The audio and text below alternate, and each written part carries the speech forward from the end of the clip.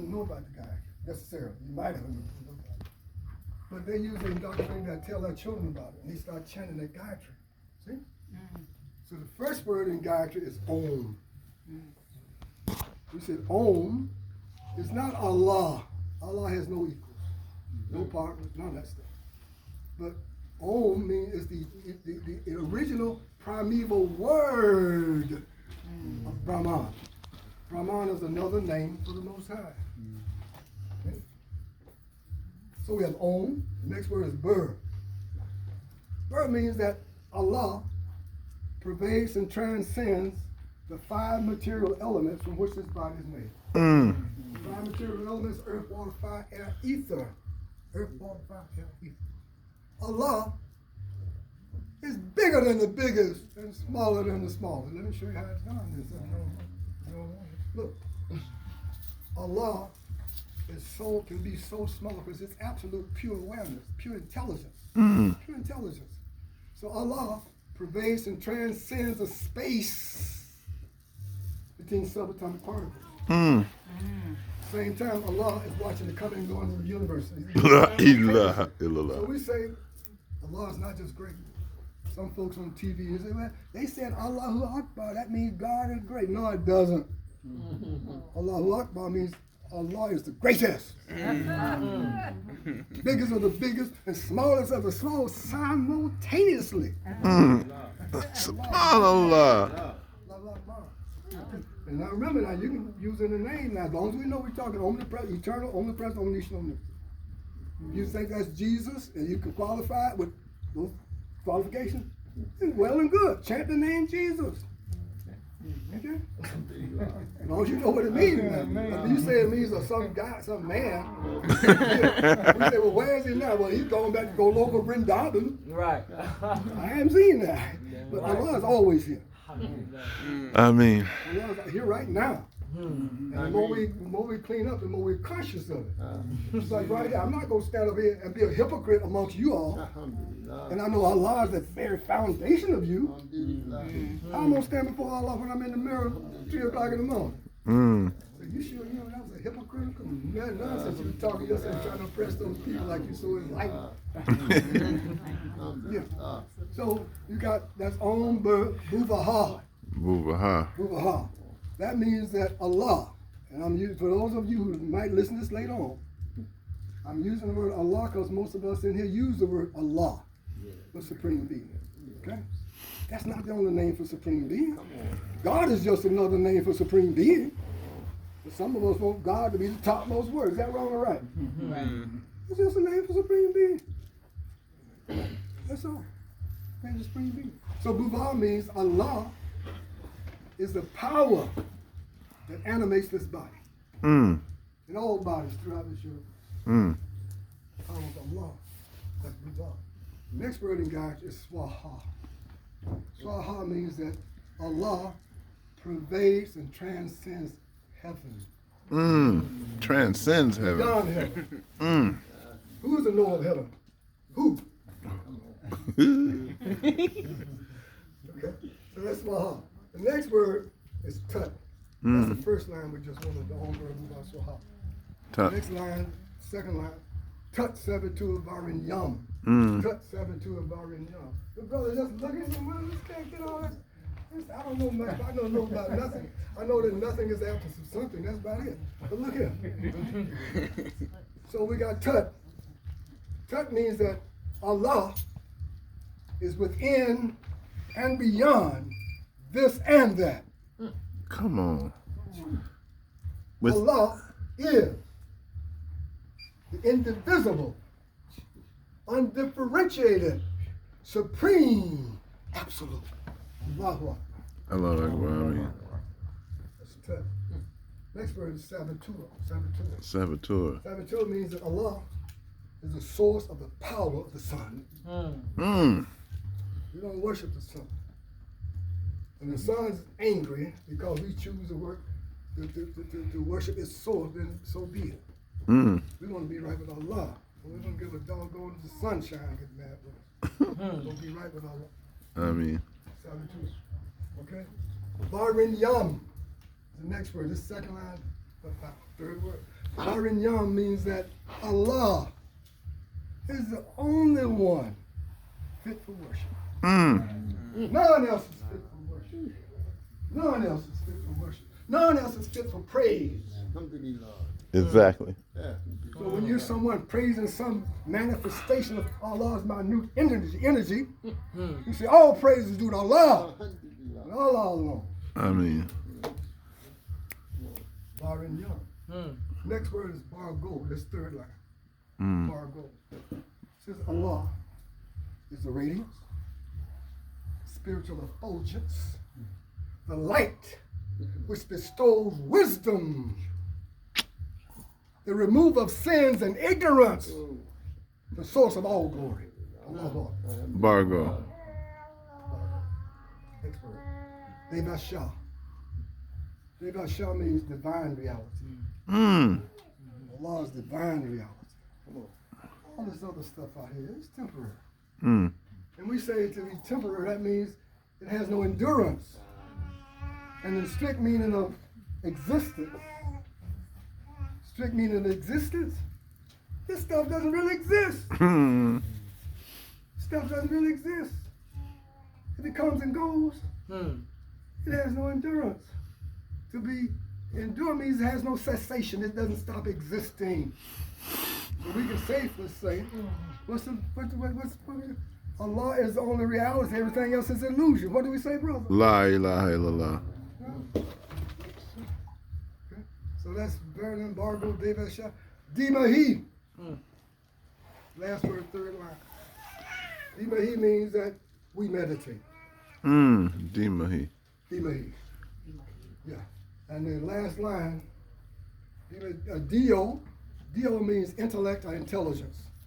Okay. Yo means which or who. This is a Sanskrit language, by the way. Yo. Naha means hour. Prachodayat means enlighten. So we say, we meditate on Allah. In those 4 yogas we talked about. That's to help us remember and meditate on Allah. Meditation is different from concentration. Concentration, you have an unbroken line of thought toward one particular thing. But meditation means we keep thoughts out of consciousness. Keep it out. Ooh! Keep thoughts out. What is Naha? Naha means hour. Means hour. Say that again, the difference between concentration and meditation. But concentration, you have an unbroken, like I take on that pitcher over there and keep pouring water in the container. An unbroken line of thought toward a particular object. You can concentrate. George Washington Carver said he was concentrating on the peanut so long. You'll probably heard that. You see, he was concentrating. He said the peanut was talking back to him. I would say he was concentrating so hard on that peanut that Allah talked to that to him through his own. So that's different. But meditation means you don't want any thoughts in there. If you don't watch those thoughts, say for example, say I live where Brother Zaid and I live in the same neighborhood, right? But there's a train over there, right?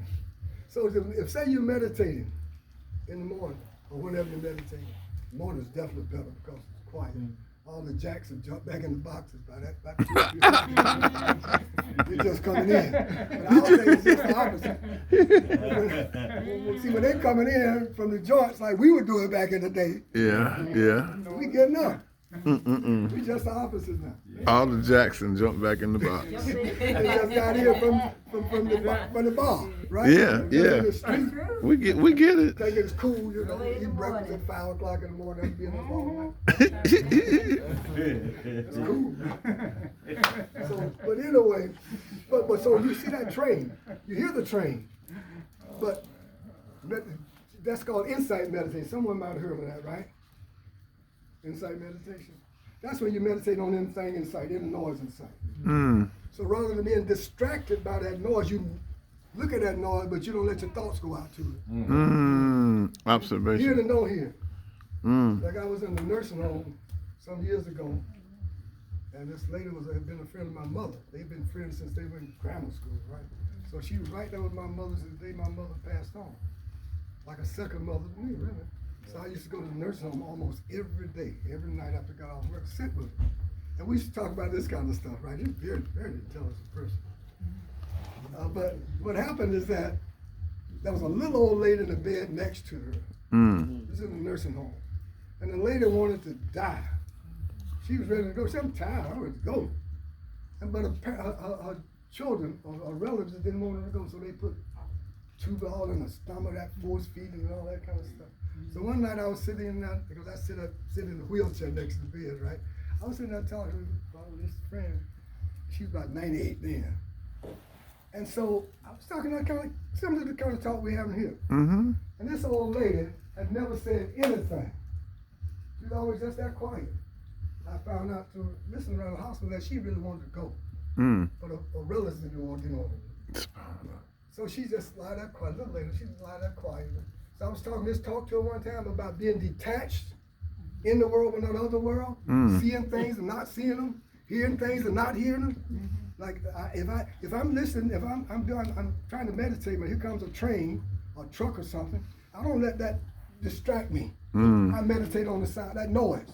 Meditate on the noise itself. That's called insight meditation.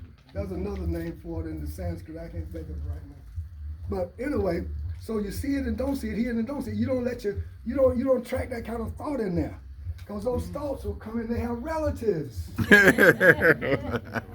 know what I'm talking about now. When I first got serious about meditation, I was meditating, and I just had realized having emptiness. The consciousness is empty. There's no thoughts in there. So I'm sitting here, no thoughts at all. I'm just not getting into this, experiencing this thing. I thought, Billy, this actually happened. It might sound way out to some of you. But this thought came and opened the door of that room. I'm witnessing now. I'm witnessing an empty room, no thoughts in there. This thought came and opened the door and peeked in.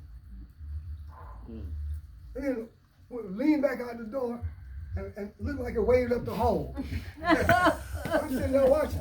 And pretty soon, one of his friends came in, another came up. Pretty soon they were all inside my consciousness, man. Jumping all over the place, raising all kind of hell in there.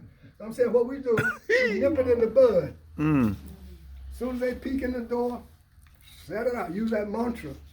Whatever name you have, that's your mantra. Now if you're in the breathing technique, you use it, go back to your breathing. Focus back on your breathing. Focus back on what is constant. Now as you get further along, so you can meditate on silence itself. Like right now, if I focus here, you listen closely, you hear what we call the sound of silence. You close your eyes and just look from back here now. When we meditate now, we meditate from up here, right behind the eyes, from the pineal gland. Okay, that's a seat for us. That's a seat of intelligence. So you close your eyes, you're looking. It looks like there's a screen. Imagine when you go to a movie theater and the screen is blank, right? The movie hasn't begun yet, but you can hear music in there, right? This meditation, you sit there, you come in your theater, theater's the conscious of it, you're looking, the screen is blank, and you hear the sound of silence. So you focus on those at the same time. What it's doing is cleaning up your intelligence while it's keeping thoughts out. And a mantra can be used the same sort of way. See? Say you're trying to meditate, and you chant and say the name Jesus. Jesus, have mercy on me. Whatever mantra you use, you say the mantra. Or you might recite a verse.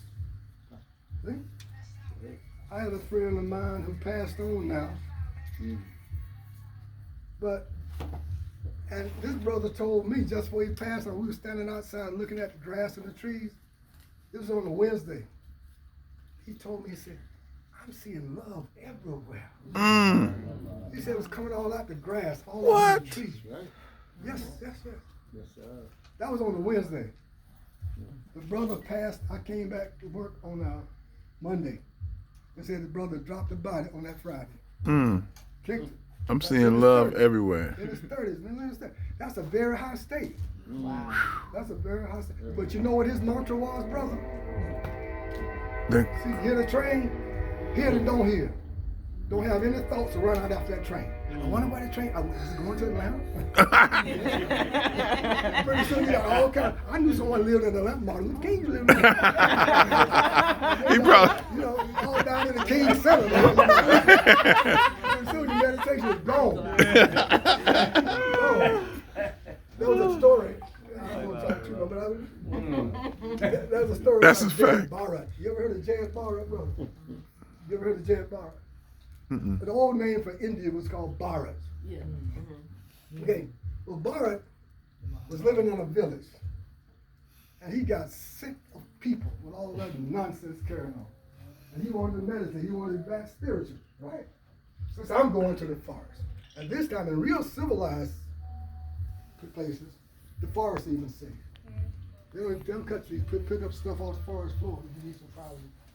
So the forest is safe, so Bharat said he's going to the forest. I'm trying to make, this is kind of long, I'm trying to make this really short so I can answer any other questions, all right? So Bharat went to the forest. They'll have a nice little creek with clean water running across this little, built him a little hut out there. Had it really nice, fruit trees all over the place. So they didn't just make parks, they planted fruit trees in the forest.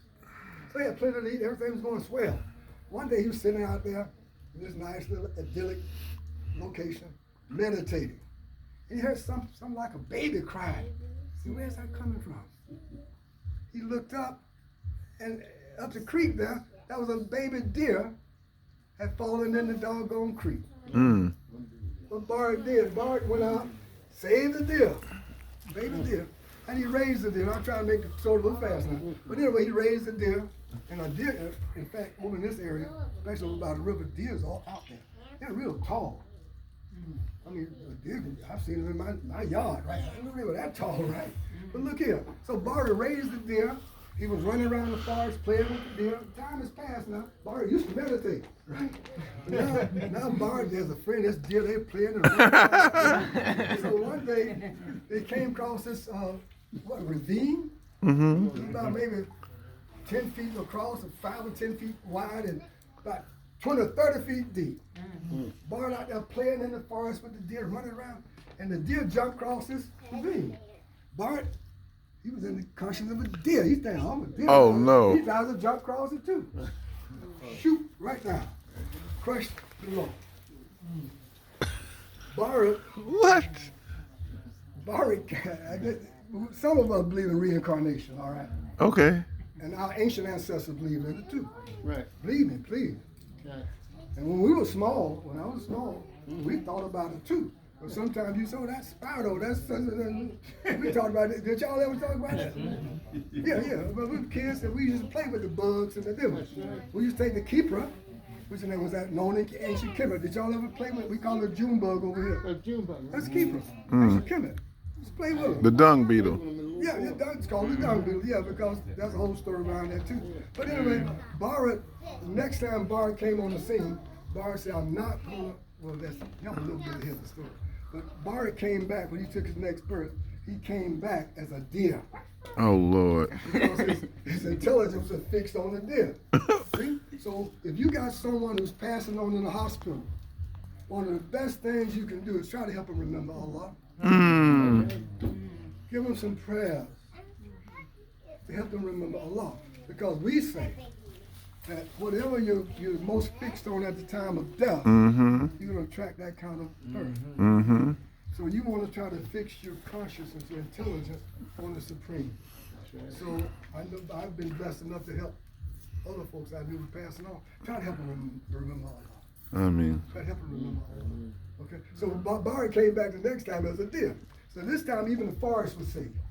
The holy people go to the forest, they meditate and live out in the forest and stuff. So what happens is that Bart came back the next time as a deer and he hung out with these holy people out in the forest.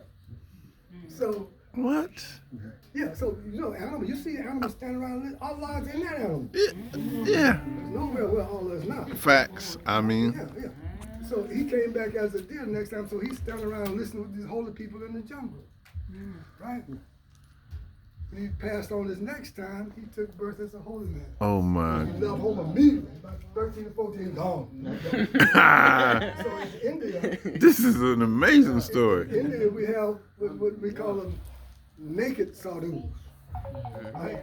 And these sadhus, they have come from all kind of religions. A lot of them don't wear any clothes. They go to the cremation ground. Is that right, bro?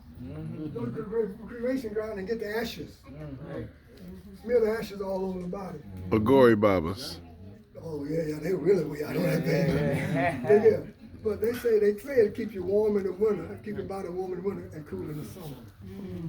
So Brother Bharat became one of these folks. What? So one day he was sitting, he's a human being, he left his home with folks when he was 13, 14 years old. Now one day he's a grown man now, he's been in the jungle, he walked around naked in the jungle.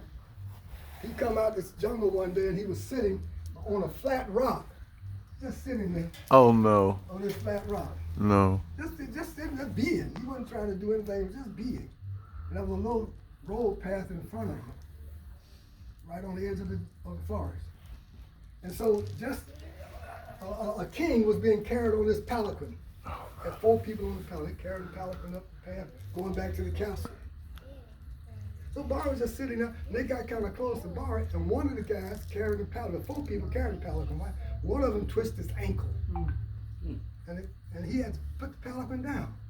So the king looked over, he saw Bharat sitting on the rock. He said, "Hey, you boy, come here." Pick up the thing. Bharat was totally submitted. Totally submitted. Bharat just went over, picked up the thing. They started walking, going back down to the palace. And pretty soon the king was riding in the palanquin, and he felt the thing moving back and forth. What the heck is going on? Why I'm having such a rough ride? So he looked over, and it was Bharat. He said, "Stop. Sit the doggone palanquin." So he said, "Brother, what the hell is going on with you, man? I don't like riding like this, blah, blah." And Bharat, he wasn't talking much. There's a lot of sadhus don't talk at all, right? So Bharat, there was some ants. And the ants had all their little baby eggs on them, had a whole train of ants. So what happened is Bharat was trying to avoid stepping on the ants. So the king was very impressed with that. He got off his palanquin and walked back to the palace with Bharat. Come on. Bharat was talking to him all the way. So I'm trying to make this short because you can go on and on. But Bharat is a name of ancient India. And it was named after Bharat. Wow. So Bharat came back detached this lifetime. So 2 weapons, 2 spiritual weapons that we need out here. We call it the Rod of Discrimination, the Sword of Detachment. See? Discrimination and detachment. Discrimination, those are 2 spiritual weapons. See? You need the Rod of Discrimination. You notice like there's some insects and some animals have, like cats, they have these whiskers and things. They can kind of feel in the dark. Butterfly. Yeah, so if you're in the jungle, if you're living out in the woods, and you're walking in the woods at night, if you got a rod, you can feel the ground. Because sometimes you're in the area where the volcanoes used to be, there'll be huge crevices, man, overgrown with grass. And you might step in one of those, you go 20 feet down. But if you got a rod of discrimination, cats, discrimination, right? There's certain animals have a sound vibration. They can bounce off the walls, right? We want to see. So that's called the Rod of Discrimination. And the Sword of Detachment. You know that we're spiritual beings having a human experience at this time. See, if we don't watch it, it might be a deer, a soul having a deer experience, right? So you want to have that discrimination. You want to discriminate between the real and the unreal. So we'll say, for the real, there's no cessation. For the unreal, there's no endurance. So the whole material world we see out there is illusion. Maya, right? Illusion. So it's only Allah endures. So only Allah is real. Amen. Everything else is illusion. Does that answer who has another? Yes, ma'am. Does that answer your question all right? Those that had that question. Yes, ma'am. I walked in on the last part. You were saying something about pets. Who? You said something about cats or animals or something. Well, we were talking about those whiskers that cats have. Oftentimes they can see, they can feel what's in front of them. So we were talking about your spiritual weapons, the Rod of Discrimination, So I had a and the question. Sword of Detachment. Yes, ma'am. Because I have a cat. It wasn't my cat. But when my son moved, they wasn't feeding the cat. So we got the cat and we brought him to my house. And I hate cats. first cat I ever let in my house. But Why do the you hate thing- cats, to be honest? I mean, I don't know everything. That's not even my field. I can't even talk about here for yoga. But I don't claim to know about everything. We got specialists. And I know we got some highly intelligent people in this room right now. I don't have any problem with that. But now, I don't know everything about cats. But for some of us, Yes. Allah is as much in that cat as Allah is within me. Well, see, that's what I'm getting to. So Yes, this, ma'am. this cat, I don't like this cat, right? But when we She making that clear. when he got in the car, he attacked my daughter and my son, but he didn't touch me. So when we got him in the house, my son was like, that cat gonna be your friend. I said, no, it's not, because I See, don't now like your cats. son must be young. He's 31. Well, that's pretty young. So the cat is like He is. always in my room. I get up and step on the cat. I'm just trying to, my mom says a spiritual connection. I'm just asking you, because you from that spiritual realm. Well, I like Should that I a be little giving this cat more respect or what? Yeah, I think you understand. This is a real question. Yeah, I think you should. See, we say like this is the one way you can deal with life. We say, see, the struggle is to see and serve Allah. Mm. In the cat, like you saw me last night, right? When you say you're an elder, you shouldn't have that broom and dustpan. Yeah, I'm cleaning the restroom too, right? Yeah, you changed my whole perspective. Thank you very much, because we serve Allah. Mm. I don't serve people. I mean, Yes, sir. Abdullah. Bark and shake it for fall. Fall, Adam. Water the root of the tree, and the whole tree is nourished. I don't want to go around trying to serve this race, this creed, this nationality, all this nonsense. I'm trying to see Allah. So we say, see and serve Allah in each other. Granted, you see, there's no other. There's only Allah. Okay? Is that all right, sister? Yes, thank you. Yes, sir. Go ahead.